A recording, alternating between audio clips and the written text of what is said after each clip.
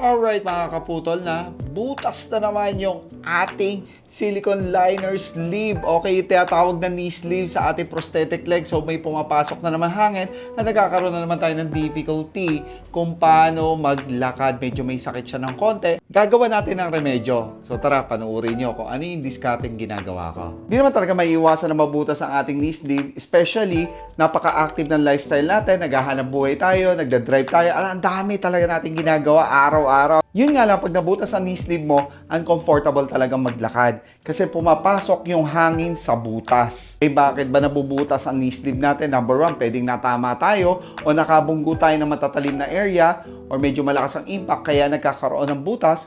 Or baka dun sa stump socket, masyado matalim yung mga gilid.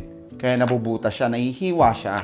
So tara mga kaputol, samahan niyo ako kung paano natin gagawa ng paraan yung ating knee sleeve para kahit papano, kahit may butas siya, magamit natin kahit papano. So kailangan lang natin yung gunting, electrical tape, at cutter. Kung naka-vacuum at silicone sleeve ang gamit mo sa prosthetic leg mo mga kaputol, napakalaking bagay ng knee sleeve na to. Bakit? Kasi napoprotektahan niya yung silicone liner mula sa loob at nakakapagdagdag ng kapit sa paglalakad natin. First step, kailangan natin tanggalin yung electrical tape para matanggal natin yung silicone sleeve. At ayan, natanggal na natin yung electrical tape. Napakarami at napakakapal. Nahirapan tayong tanggalin yan. I-adjust lang natin siya pababa.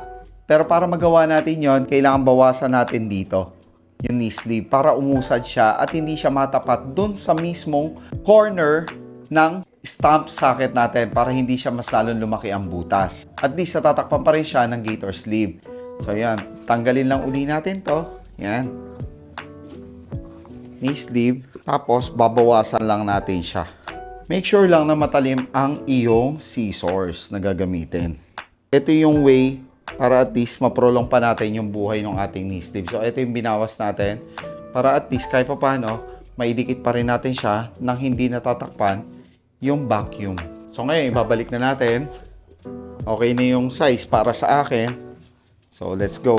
Kung mapapansin yung mga kaputol, ito yung kanto no stump socket.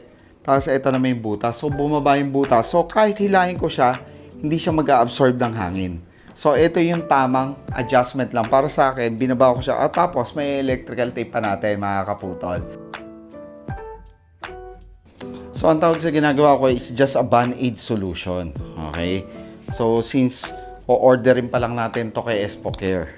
Actually, ang Alps, ang pinaka-cheaper pero pinaka-matibay na prosthetic leg components at accessories na nagamit natin for so many years na amputee tayo. Dati kasi ang gamit natin is Ottobock na silicone liner, knee sleeve. Pero grabe, 3 months pa lang, nabubutas na yung silicone liner natin mga kaputol at madali ring maghimulmol yung tinatawag niya na knee sleeve at madali ring mabutas sa mga kanto. So, based on my experience lang to, I don't know kung gaano ka-active yung lifestyle mo, pwedeng magkakaiba tayo, pero for me, yun yung na-experience ko na hindi tumatagal sa akin ang Ottobock at medyo pricey talaga siya at mas tumataas pa ang presyo. That's why, buti na lang nakakita ng solusyon si Espocare at nakita niya ang Alps. Tapos ang gamit natin ay tumatagal talaga. Actually, yung silicone liner ko, 1 year and 7 months ko nang gamit, hindi pa rin siya nabubutas. So, sobrang thankful ako. Alright, I think it's good. Halos naubos natin yung buong electrical tape. Alright, so try natin. Magkakahangin pa. Nakita niyo yung difference, no? Ito yung, kanina yung butas nandito. Nandito yung butas, ngayon nandito na siya. So, matatakpan naman siya ng gator sleeve para hindi lumabas yung hangin. Alright, so try natin mga kaputol. So habang iniintay natin yung order natin na knee sleeve.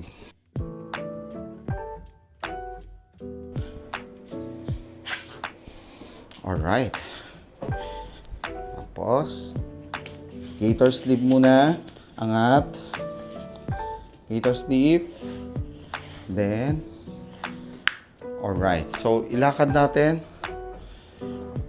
The good news, wala pong pumapasok na hangin, wala pa akong nararamdaman. Yan o. Walang pumapasok na hangin, mga kaputol.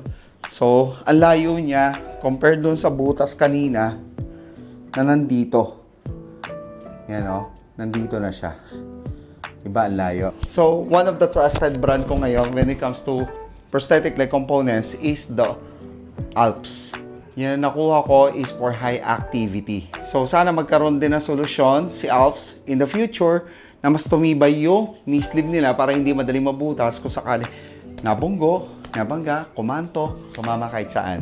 Sana may naibigay akong tip, lalo-lalo na sa mga below the knee amputee na naka-silicone sleeve para kahit papano, magamit nyo pa rin yung inyong silicone sleeve kahit na may butas na. So, yun. Maraming salamat, mga kaputol. Maganda ang bukas. Alright.